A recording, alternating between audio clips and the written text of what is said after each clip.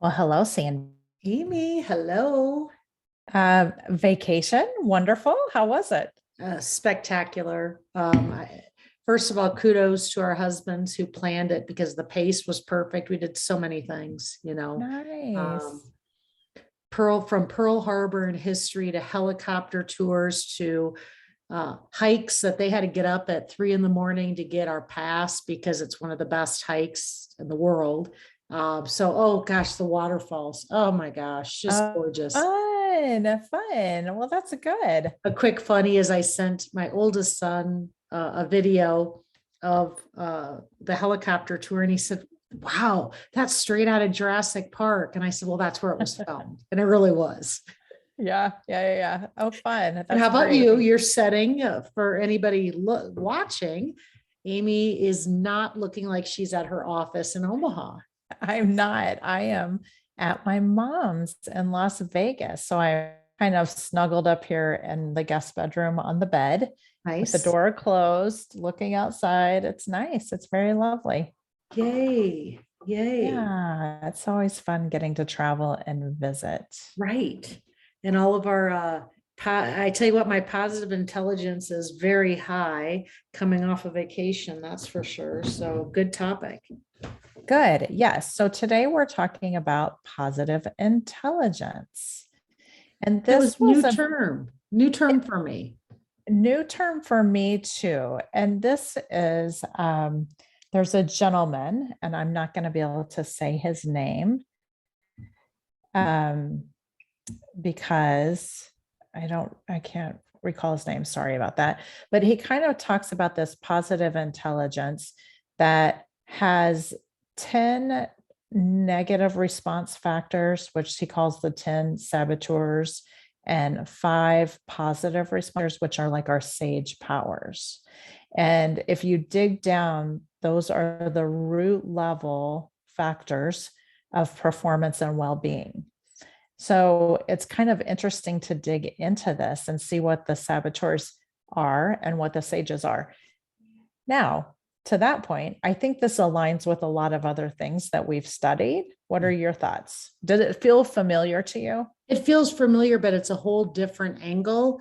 I enjoyed it because it's an angle that resonates with me back to positivity, the things that sabotage, how we can tell ourselves stories, what have you. Um, Maybe the positivity comes easier for me. And sometimes when I look at like emotional intelligence, I have to read it a little bit closer because that's a little harder for me to try to monitor that a little bit. But Right. I'd never heard about this before. And again, when something intuitively makes a lot of sense, and he's a Stanford, so his name is. Oh, I just had it. Sorry. His name is Shirzad Okay. Very Shamine good. Thank you. from Stanford. So you can find his TED Talk, and I'm sure we'll put the links in when we're done on our different sites. But he did a lot in studying this. And I love how it relates back to when you're a child and before you've been tainted, because I feel the same way with my study on value is before the world has made you overthink what makes Right. you special. Yes. Yes. Or what's wrong with you? What's Like wrong? whatever it is that we are identifying ourselves as. I appreciated when he showed in his TED talk the image of the baby. And it's like, this baby is awesome. And this baby thinks it's awesome. It knows it's limitless what this baby thinks of itself and what this baby can do. I think it was very good. So, Yeah. Amy, you're always the great researcher and summarizing for the listeners who have not seen the TED Talk and they're new to this. What is the what is the abbreviated TED Talk on the concept? That's a really good question. It's about discovering and identifying. This is what I'll say, but I'm not really good. I'm going to be good at summarizing this. Okay. Um, it's about these saboteurs and these sages and how they can help you navigate what is happening in your life. because if you can identify it as a saboteur coming forward and affecting the way you're thinking about things, then you can adjust. Okay. So one of his examples was he used judgment. He was very judgy. And one of the reasons he was judgy is because he said it made him feel better about himself. Like, if I'm bad, these people are all worse than me. So, it kind of put him, and then he worked on fixing that. So, yeah. He had What do said you too, think? he had heard it more than once too. One person said he's judgy. Well, they don't know what they're talking about. So Right. many times we've heard these things before we've received feedback on our saboteurs, but we don't even know that they're necessarily there. We think that it's just our style, right? But Right. really what it's doing is it's sabotaging our message and our well-being. Right. And he said the number one, the king saboteur is the judge. And then all of these other ones are the co-saboteurs, or I can't remember exactly the word he used. So the other ones are avoider, hyperachiever, hyper rational, stickler, pleaser, victim, controller, hyper vigilant, and restless. Now, I Amy, took a little take the test? assessment. Did you take the Yes. assessment? Okay. I did. Let's And pick yours so, apart. all right, let's pick me apart. This is fun. My assessment score was my sages outside neutral times is 60% of the time. So 60% of the time I'm neutral and I'm doing okay. My saboteurs sabotage me 40% of the time, which I was like, wow, that's quite a bit. I thought it was quite a bit. I don't know what the average is. He Right. said nobody's 100%. Like Okay. nobody's 100% either way. We're all on a spectrum somewhere. All right. And I will say the assessment was pretty easy. Okay. Now, my top saboteurs, which I was like, yep, I totally see this in myself, is the avoider. I've told you this before. I've told everybody, the listeners know, I am the queen of avoiding. And did they give a percent for that? Well, I got a number. I got a 6.9 on avoider, and I think it might be out of 10. Okay. And then hyperachiever, I got a 5. That's my next one. And then a hyper rational, it just kind of goes down from there.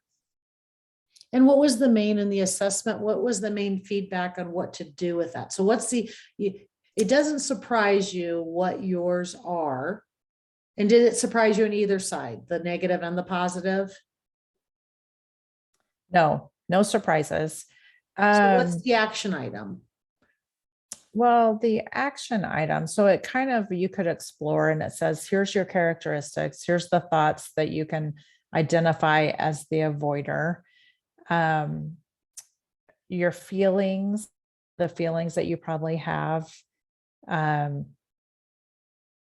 then justification lies that you tell yourself. So as an avoider, here are some justification lies I tell myself. You are a good person to spare other people's feelings. Okay. No good comes out of conflict. Oh yeah, I don't completely agree with that, but there are times that I'm. And my husband would tell you only good can come out of conflict if you do it right. Right. Exactly. If you do it right. And I think that's the key, is you have to surround your people who can handle conflict well, so that you feel safe and having conflict, because that's really what's important with that statement. It is good to be flexible. And that's very much me. I'm like, oh, I can be flexible. I don't mind. Someone needs to be the peacekeeper. Yeah, I don't know about that one. But anyway, it's not completely resonating, but some of it. So original survival function and a happy childhood, because it says it can arise from happy and difficult childhoods. And I'm just going to say almost everything that he talks about comes from our childhood. Mm-hmm. When his specific, it's all built from the time we're born until it's almost like trauma or things like that lead to us having these characteristics. The only Okay. thing, and I think it's back to that whole nature nurture. The thing that always confuses me on that I always have to rationalize in my mind is like my brothers and I, we have the exact same upbringing. We were born, I mean, within 2.5 Yeah. years, all three of us, but we couldn't be more different people. If we took this assessment, I think it'd be very different. So we had the same Yeah. upbringing. So I think part of it is how we respond to our situations too, and some of our natural wiring, right? Some of this Yeah. has to be, not everything can be the experience in the background. Part of it has to be the wiring, because otherwise, why wouldn't we all be the same? Because we have Right. the same. Completely. Yes. Yeah, I completely agree. So he says, in a happy childhood, this avoidance tendency might not, I might not have learned the resiliency of dealing with difficult emotions if I had a happy childhood. Okay. Which I think I had a fairly happy childhood. In a childhood of high conflict and tension, the avoider might come in to play the peacemaker or learn not to add any negativity or tension of one's own on top of the existing family tensions. Mm-hmm. So That those are makes kind sense. of some of the origins. It's pretty interesting, I think.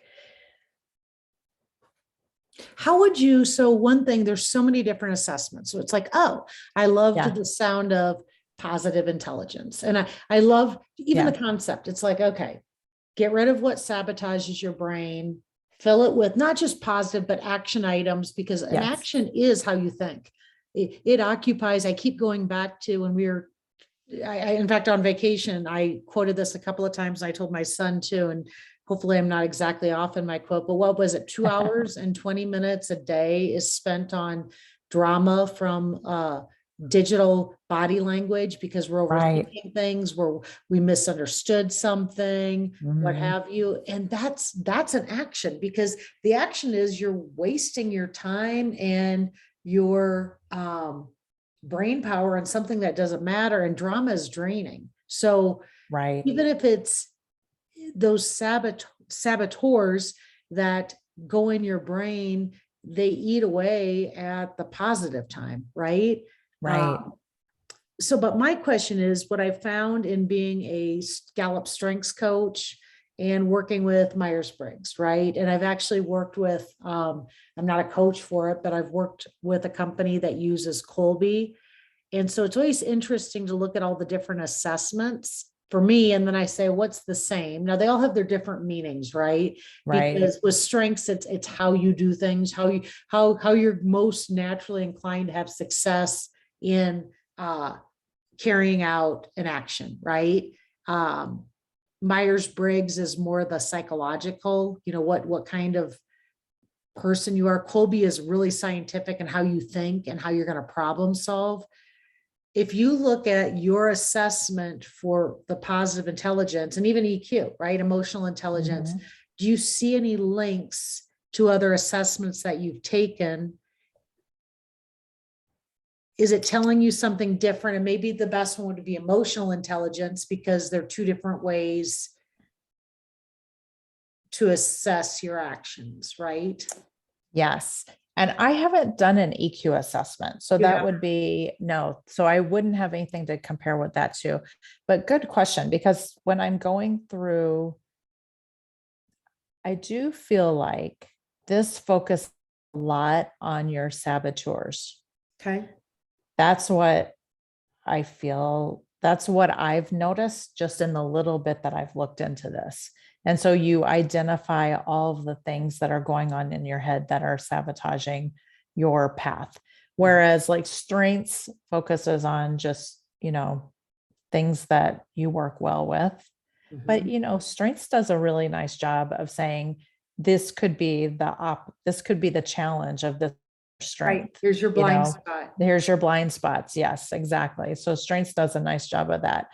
Um, so yeah, I don't know that this feels a little different. Just because it's more about just spotting your blind spots, at least the part that I've done so far. Mhm. I haven't dug in. I think people are studying this and coaching on it and are taking full courses. So I don't know that much. How new is it? When Well, did I you was develop looking at this? that. I think it's been a while because his videos were posted a while back. Hold on, I'm going to Because I pull like them. his science of, he included a grid. So the grid talked about where your motivation crosses with your style, and the motivation categories were independence, acceptance, and security. And I think those are really good categories because, like, for instance, I just got done telling my son that's been dog sitting, Uh-huh. my three boys are so they don't want to be told what to do. And I would tell you their motivation is going to be independence, right? They're very independent. Whereas, I think mine was probably more acceptance or somewhere in between acceptance and independence. And then there's the security factor of what you need and want, and wanting to make sure that the negatives or the saboteurs are the fear of lack of either security, acceptance, or independence. And then the style: assert, earn, and avoid. Do you want to earn it? Are you an assertive person, or are you an avoidance person? And Right. um, and how those weigh in on the intelligence factor and the coping in getting the most positive results out of the day to day. Right.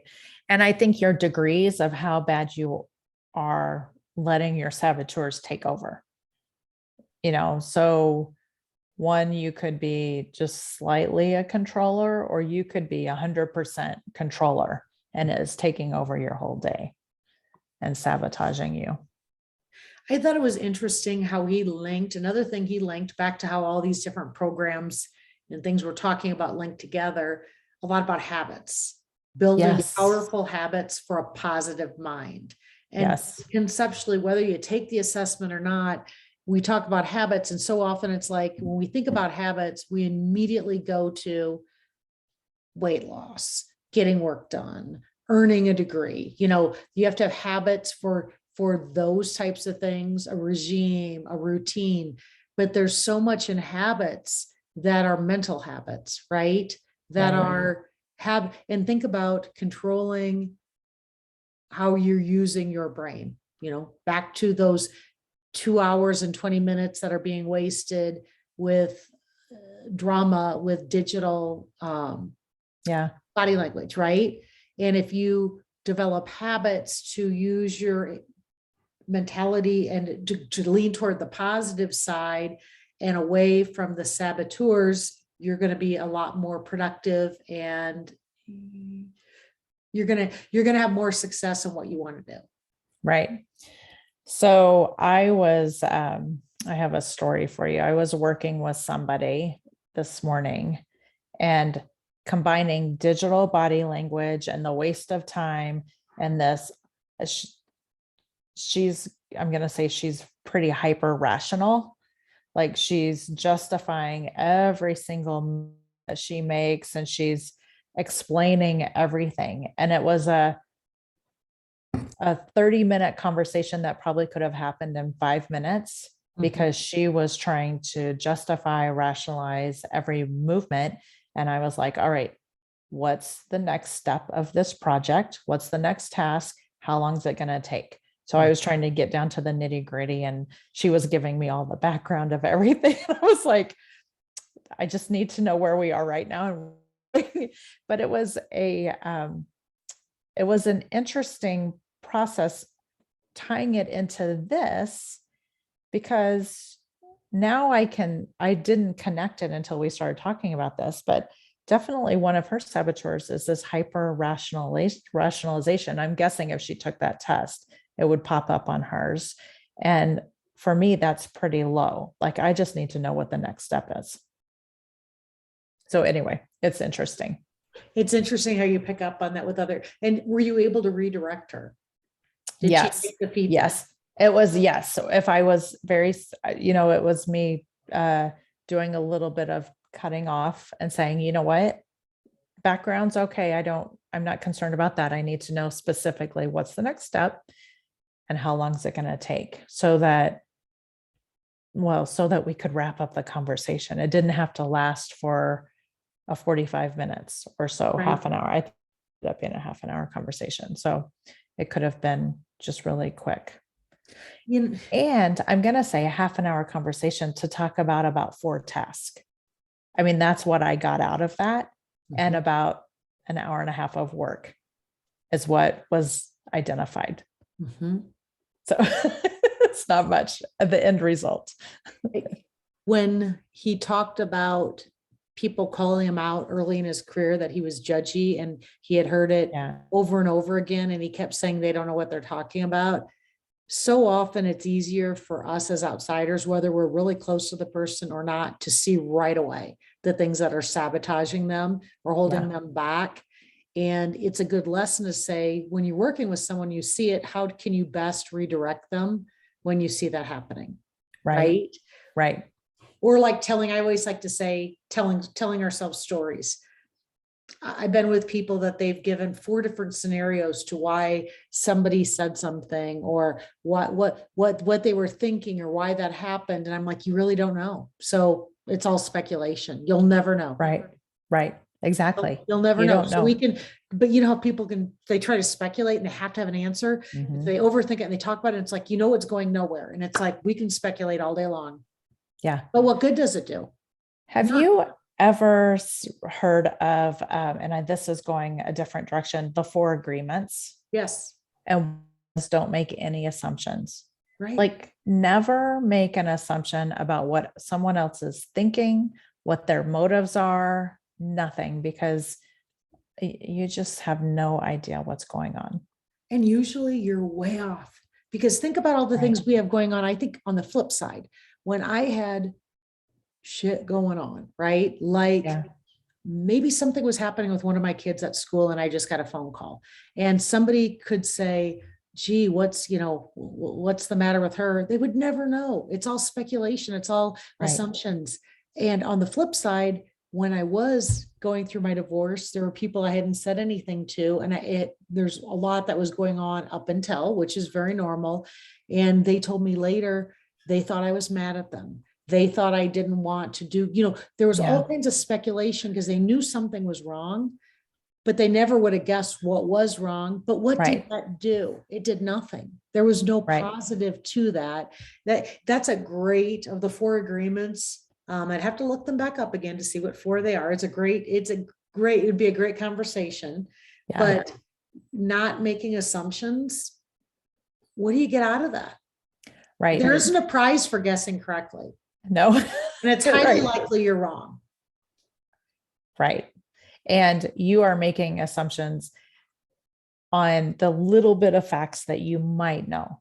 And you're making you're relating them to make them fit the scenario. So assumptions is one of my pet peeves. I try so hard not to make assumptions. And I like to base decisions. It's hard though. Data driven and not anecdotal. I can't even talk, Amy. Must be. That's how I'm just going to say. Every time I say saboteurs, I'm like, am I saying that correctly? Yeah.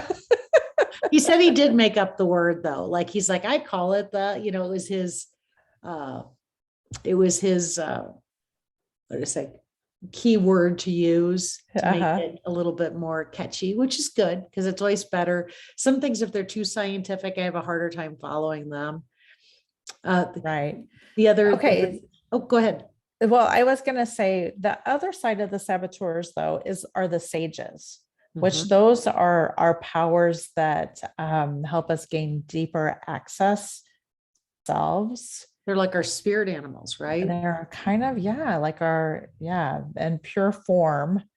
They're very helpful. So empathy is one of them. Exploring is another, trying to discover things exactly as they are without a selective filter. It's kind of like without assumptions. Innovating, trying to create new ideas, navigating, and acting. Oh, I like those. I'm looking at the website trying to find the list, but I'm not seeing the list. Yeah, it's kind of a, it's a, I don't recommend the website. I think the website, Sandy and you The and I TED were Talk talking is about better. this. Yeah, the TED Talk is definitely the place to go to get the gist of the conversation. Um, the website, I think, is geared more towards people who want to coach in this and learn more about it and take classes on it. It's interesting too. They say develop your core muscles, mental fitness, and back to whether it be habits, whether it be self-awareness, that their mental fitness, it is a thing. And whether it's meditation, whether it's thoughtfulness in how you respond to things, whether it's reflection, um, those are all means to mental fitness.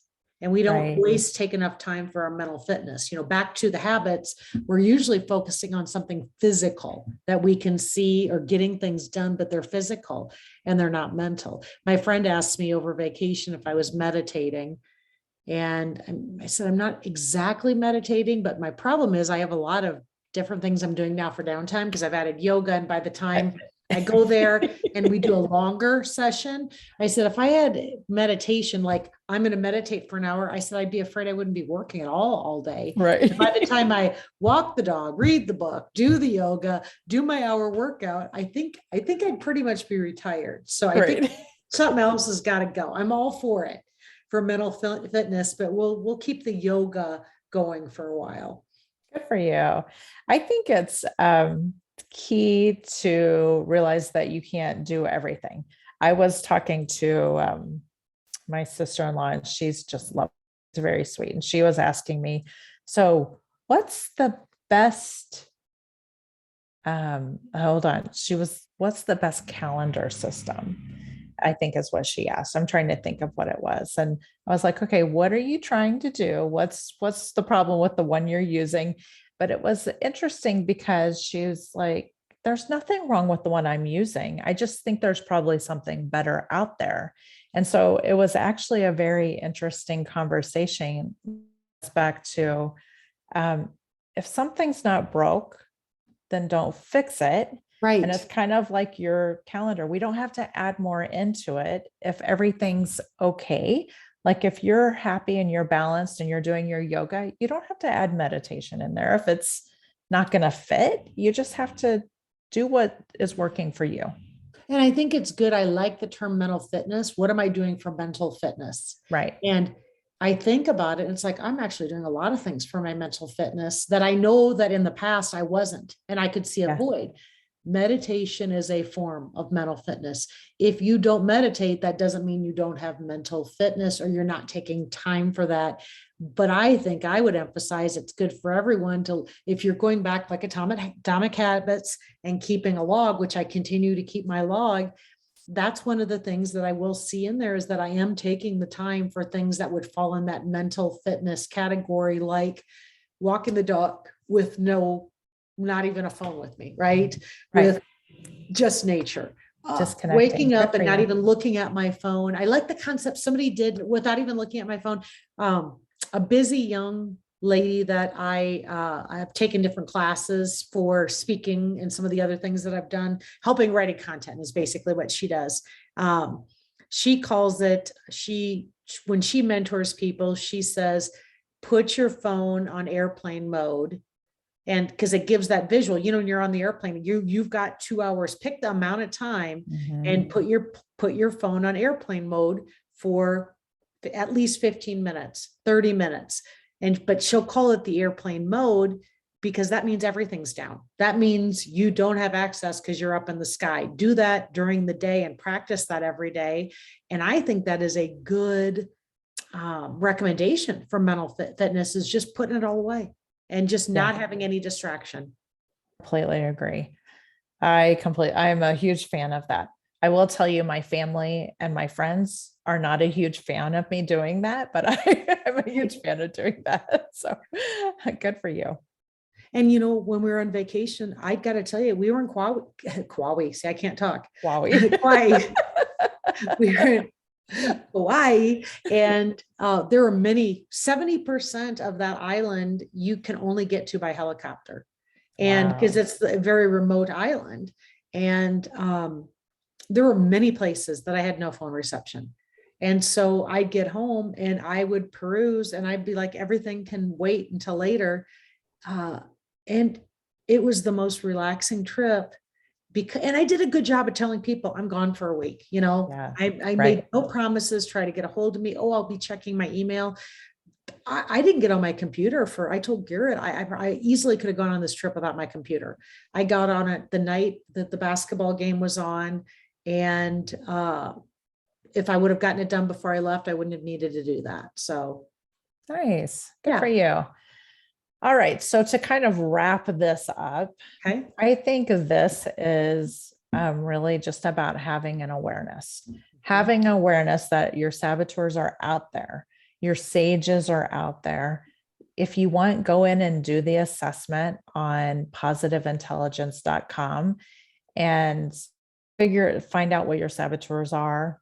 And then having that awareness, because just me having the awareness that I have this avoider, which I knew prior to taking the assessment, but it's kind of like it makes me step forward and say, am I avoiding this?